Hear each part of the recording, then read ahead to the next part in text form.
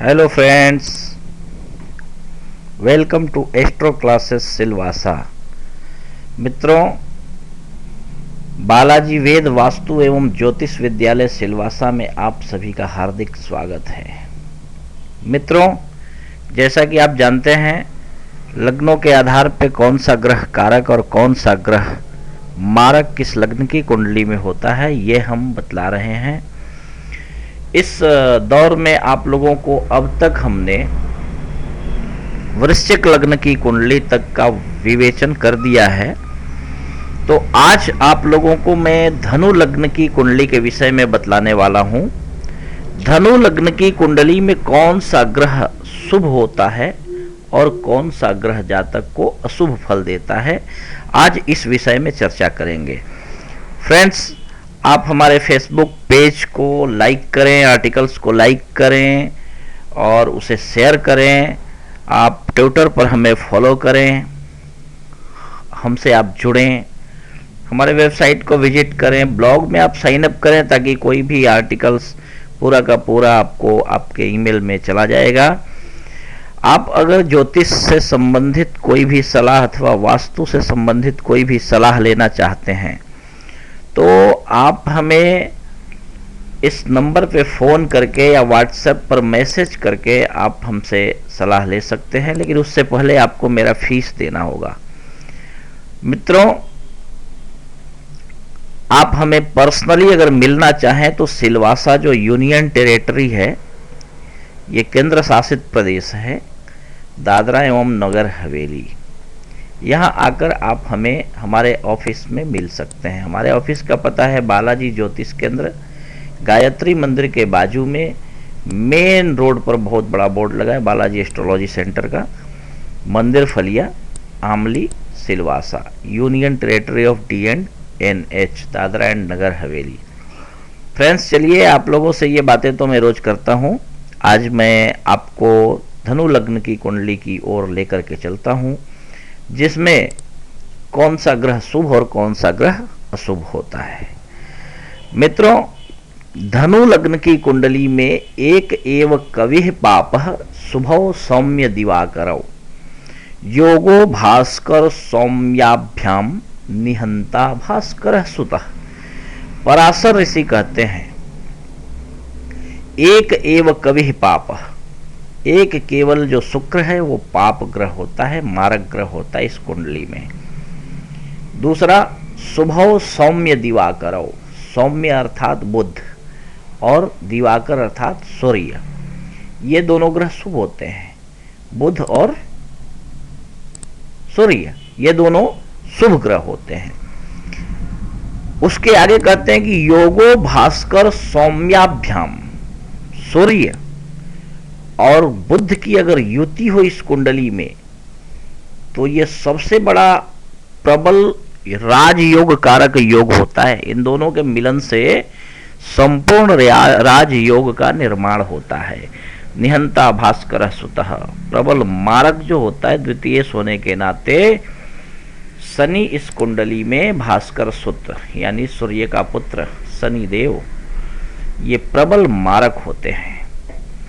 मित्रों, घ्नन्ति शुक्रादयः पापा मारकत्वेन लक्षिताः ज्ञातव्यानि फलान्येवं चापजस्य मनीषिभिः। कहते हैं कि शुक्र और शनि ये दोनों पाप ग्रह हैं और मारक हैं, प्रबल मारक इस कुंडली में ये दोनों शनि और शुक्र मार्केश के समान ही फल देने वाले हैं, मारक ही हैं। ज्ञातव्यानि फलानि एवं चापजस्य मनीषिभिः, जो विद्वान लोग हैं इस प्रकार इस धनु लग्न की कुंडली में जन्मे जातक का अपने बुद्धि के अनुसार इस प्रकार जानकर फलादेश करें, उचित फलादेश करें। मित्रों, ये आपका धनु लग्न का कुंडली रहा। यह है धनु लग्न की कुंडली। धनु लग्न की कुंडली में जैसा कि आप देख रहे हैं, द्वितीय होने के नाते शनि प्रबल मारक ग्रह बनता है और नवमेश होने के नाते सूर्य सबसे बड़ा कारक ग्रह बनता है। यद्यपि इसमें सप्तमेश और दशमेश होने के नाते बुध जो है पूर्ण अकारक ग्रह हो जाता है, क्योंकि दो केंद्रों का मालिक होकर के कोई भी ग्रह अकारक हो जाता है। फिर भी यहाँ पराशर ऋषि का धनु लग्न की कुंडली में पर्सनली, हाँ, आप इन सब सूत्रों को ध्यान में रखें तो शायद आपको फलादेश करने में भविष्य में काफ़ी आसानी, काफ़ी सुविधा हो सकती है। इसलिए आप कुछ ऐसी बातें हैं जिनका आपको विशेष ध्यान रखना है। तो धनु लग्न की कुंडली में सप्तमेश होने के नाते बुध मारक होता है, लेकिन फिर भी इसको योग कारक ग्रह पराशर ऋषि बतलाते हैं, क्योंकि दशमेश होने के नाते इसमें एक दूसरा कारण और भी मुझे लगता है, मैं पर्सनल अनुभव की बात करूं तो बुध सौम्य ग्रह है। सौम्य ग्रह बहुत कम ही मारक होता है। देखो, बहुत सारे पीछे हमने जो आप लोगों को बतलाया है पीछे की कई कुंडलियों में, कई लग्नों की कुंडलियों में, तो बुध जो होता है उसको मारक कहा है द्वितीय होने के नाते। हाँ, लेकिन जैसे वृष लग्न की कुंडली में, हाँ, जैसे कन्या लग्न की, सिंह लग्न की कुंडली में बुध द्वितीय होकर के मारक होता है, लेकिन फिर भी बुध के विषय में पराशर ऋषि का मत वहां पे भी यही है कि क्रूर और पापी ग्रहों के साथ, मारक ग्रहों के साथ संयोग से ही बुध मारक होता है। तो बुध जो है वो मारक ग्रह नहीं है, सौम्य ग्रह है, और इसलिए ये सप्तमेश होने के नाते भी मारक नहीं बल्कि योग कारक यहाँ दशमेश होने के नाते बनता है इस धनु लग्न की कुंडली में। तो इस बात का आप ध्यान रखें, बुध योग कारक ग्रह इस धनु लग्न की कुंडली में होता है, और सूर्य सबसे बड़ा योग कारक भाग्येश होने के नाते होता है। और इन दोनों के, जैसा कि मैंने आपको कई बार बतलाया है कि त्रिकोण लक्ष्मी का स्थान और केंद्र विष्णु का स्थान, इन दोनों के संयोग मात्र से संपूर्ण राजयोग बनता है।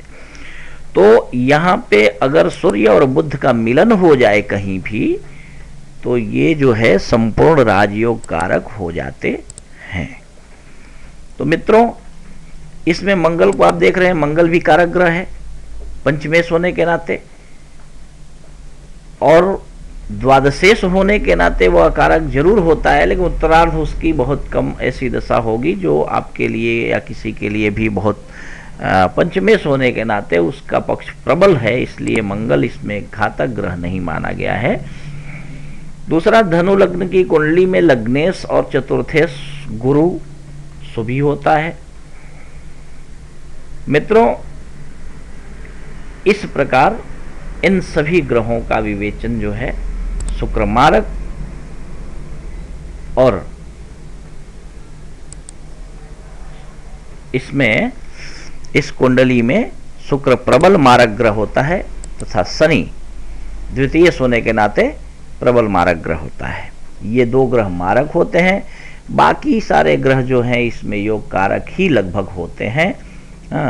चंद्रमा भी इसमें मारक होता है, लेकिन उस विषय में कहीं कोई चर्चा पराशर ऋषि के द्वारा नहीं की गई है कि चंद्रमा मारक है, क्योंकि चंद्रमा, सूर्य, ये सब एक एक राशि के, ये दोनों ग्रह एक एक राशि के मालिक होते हैं, और इन दोनों पर अष्टमत्व का दोष नहीं लगता है। तो इसलिए चंद्रमा जिस ग्रह के साथ बैठे, जिन ग्रहों के दृष्टि संयोग इसके साथ बने, जिस घर में बैठे उसके अनुसार फल देता है। तो इस प्रकार इस कुंडली का फलादेश आज आप लोगों को मैंने बताने का प्रयत्न किया है। आप सभी को मुझे उम्मीद है कि समझ में आ गई होगी। तो आप इन सभी बातों में जो कुछ भी अगर आपको समझ में ना आए, उसके लिए मैं बैठा हूँ, आप कमेंट्स करें, कमेंट्स के माध्यम से मुझे बताएं। यूट्यूब के चैनल को सब्सक्राइब करें, और आप वीडियो को देखें, वीडियो को लाइक करें, और उसके बाद में उसमें जो कुछ बातें अगर आपको समझ में ना आए, उसके लिए आप कमेंट बॉक्स में लिख करके हमें बता सकते हैं। आपका कमेंट हमारे लिए काफ़ी सुविधाजनक होगा, और अच्छे से अच्छे, ऊंचे से ऊंचे ज्ञान का मैं प्रतिपादन कर सकूं। मैं पूरा प्रयत्न करूंगा कि संपूर्ण फलादेश, सभी कुंडलियों का अलग अलग विवेचन करके संपूर्ण फलादेश मैं आप लोगों तक पहुंचाने का प्रयत्न करूं। पर आप सभी कमेंट के माध्यम से हमारे साथ जुड़ें, तो ये काम और भी आसान और सुविधाजनक हो जाएगा। आप हमारे वेबसाइट पे कमेंट करें, वेबसाइट पे विजिट करें, ब्लॉग पे भी कमेंट करें, आप ब्लॉग में साइन अप करें, आपको जैसी सुविधा हो, ब्लॉग, यूट्यूब, हाँ, लेकिन यूट्यूब में तो आपको देखना ही पड़ेगा, तभी तो आपको समझ में आएगा ना। हाँ, तो इसलिए आप यूट्यूब पर विजिट करें, वहाँ आपको जो समझ में आए और न आए उसके लिए आप कमेंट करें। आप अगर पर्सनली मुझसे मिल करके सलाह लेना चाहें तो आप कॉल करके अपॉइंटमेंट लेकर के हमसे आकर के मिल सकते हैं। तो मित्रों, बस आज के लिए इतना ही। आप सभी सुखी रहें, खुश रहें, प्रसन्न रहें। Thanks for watching. Bye, take care, thanks.